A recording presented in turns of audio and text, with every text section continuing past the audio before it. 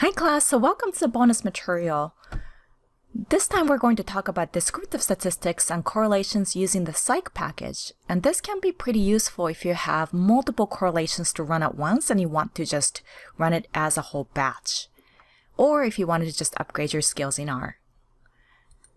Now, when it comes to working with the correlation function within the psych package, first of all, you need a data object that is only numeric variables, which we do not yet have in our Psych 300 dataset.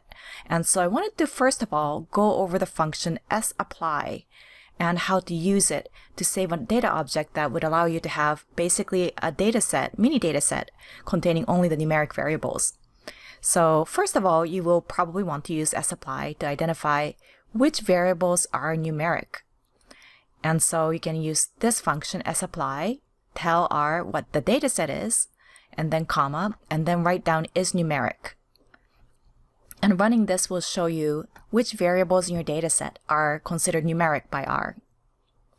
Now let's say that you wanted to actually do something different, that you wanted to look for data that are string or text-based, in which case you can use the same function, but you could do isCharacter. And so let's go ahead and take a look at this in RStudio.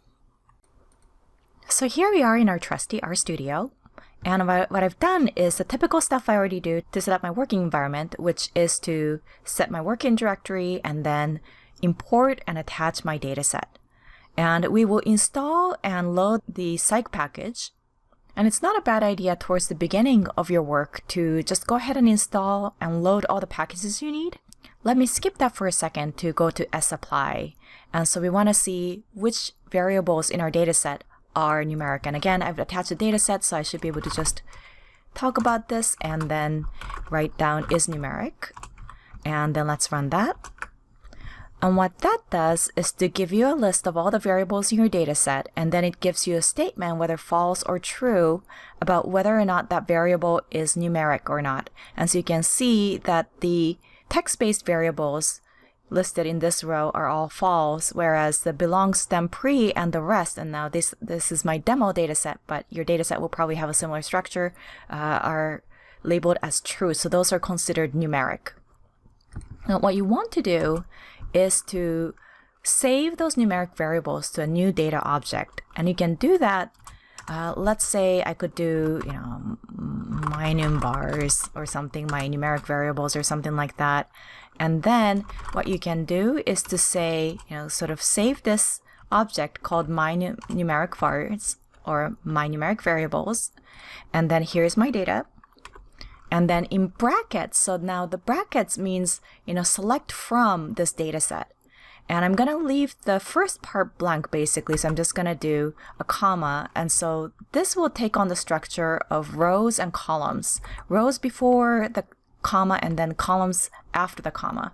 And so I would say, by keeping this blank, it means keep all the rows. I'm not going to do anything with the rows. I'm not going to specify a subset of that.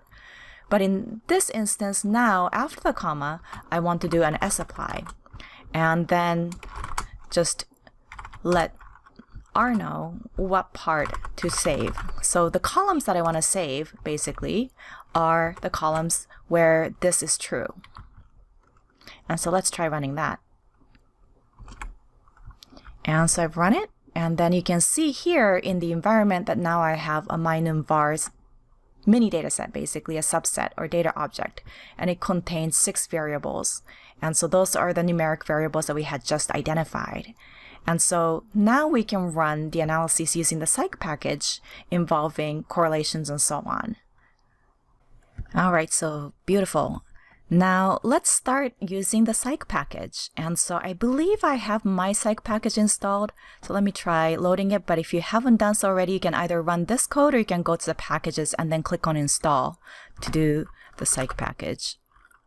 So many options, but it is the psych psych package. I think I have this installed.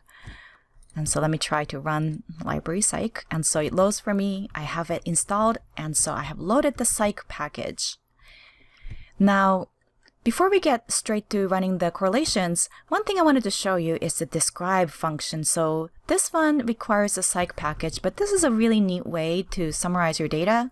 I'm going to run it two ways. So let me just show you what happens when I run it on my subset of the data, my num-vars.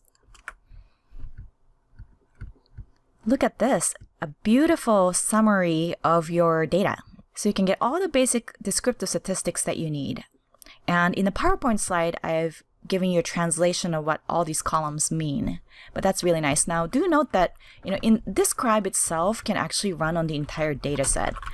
It gets a little bit interesting when it comes to interpretation, but I just wanted to show you.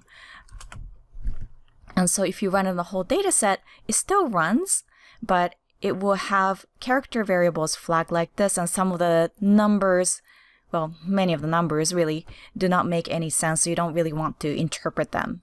So do not interpret those. I think they have converted the character variables to numeric variables and then ran this. But really it makes sense to run describe more on the numeric variables like you saw with my num-vars. But just wanted to show you that it does run. That part is okay. But what would not run if you try to do this core.test without extracting, I probably should stop graffitiing my code. Let me just do that in the console. What happens if I do core.test, but I try to run it in this entire data set? Error. And so it's saying your data needs to be numeric in order to give you that correlation matrix. Okay, so that's the reason why we had the my num-vars, right? And so let's try to do the my num-vars and see what happens when we run the core.test with 2 R's. And so let's try running that. Whew, here we are. And so lots of stuff just printed out, didn't it? And so here is the correlation matrix. And so these are the correlation coefficients, and it's provided to you in a matrix format. So it's basically like a grid. As you can see that, belongs stem pre and belongs stem pre, of course, are correlated with one another. So the diagonal is a correlation of 1. It's just associated with one another. But then you've got correlation coefficients off the diagonal, showing you the correlations between 2 separate variables. Here is sample size. So the second matrix will give you the sample size for each analysis, which is helpful. So we have had some missing data for some of these. And then for probability values, these are the p-values for your analysis. And then it says in caveat here, entries above the diagonal are adjusted for multiple tests. And so when you run so many tests at once, that can create what's called a family-wise error. So the more tests you run, the more likely you are to find significant results just by chance. And so that is what it's trying to adjust for, is that because you're running so many correlations at once, they have adjusted the p-values to make it less likely that you're going to find significant correlations just by accident based on the number of analyses that you ran. And so the p-values above the diagonal right here have been adjusted. The p-values below the diagonal have not been adjusted. And so it's researcher's choice about which one to interpret. It depends on the situation and what you're trying to accomplish. But this is a handy way to get a big correlation matrix created for you instead of running your correlations on a bivariate basis or 2 variables at a time. So here in PowerPoint, I have marked up the information that we just went over in our studio. And so go ahead and feel free to take a look at your end of the lecture slides to find this information. I have my notes for you here. Do note that these are two-tailed though. And so I wanted to talk with you about, what happens when you have a one-tailed test.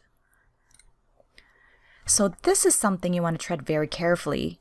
But so if the correlation that you find in your correlation matrix for this test is not in the expected direction, and so, for example, you expected that your correlation would be positive, but the actual correlation coefficient is negative, then you fail to reject the null hypothesis. So you retain the null hypothesis. You did not find the expected association.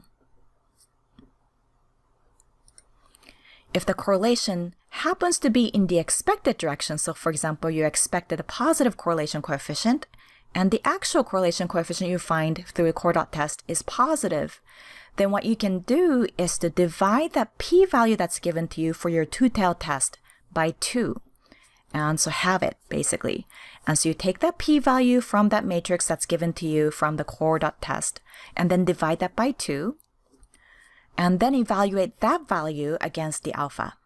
And that will allow you to evaluate whether or not to reject or retain the null hypothesis for your one-tailed test. That's all for now. Hope you enjoyed it. And please enjoy continuing to play around in RStudio. Talk to you soon.